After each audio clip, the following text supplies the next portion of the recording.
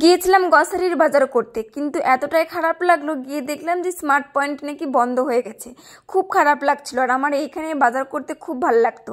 তারপরে এই যে আমি আর তোমাদের দাদাভাই দুজন মিলে একটা 30 টাকার টিকিট কাটলাম, আর দেখো পুজো পুজো পুজো প্রেমের গন্ধ এসেছে, পুজো তো লেগে গেছে গাইস। সবাই কেমন কেমন ঘুরছে আমাকে কিন্তু অবশ্যই বলো।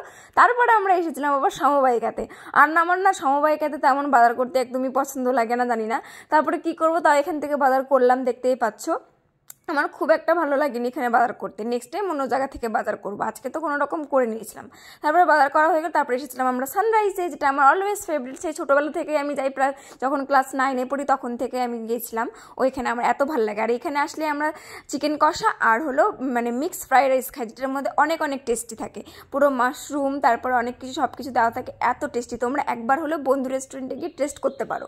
আমার তো বেশ দারুণ লেগেছে, আমার মুখের এক্সপ্রেশন থেকে তোমরা হয়তো বুঝতেই পেরেছো। আর খুবই সুন্দর, খুবই সুন্দর।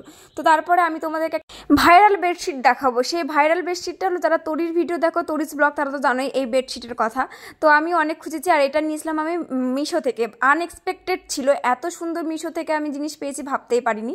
তারপরে এই যে দেখতেই পাচ্ছ, এত সুন্দর কমফোর্টেবল, এত সুন্দর সফট ছিল। তার সাথে দুটো আমি পিলো পেয়েছিলাম, তার সাথে পিলো কভার পেয়েছিলাম। আর বেডশিটটা অনেক সুন্দর, আর পুরোটাই ফ্লোরাল প্রিন্ট, এত ভালো কটনের মধ্যে সফটেড ছিল, খুব সুন্দর। তো চলো আজকের ভিডিওটা এখানে দেখো, নেক্সট ভিডিওতে একটা বাই।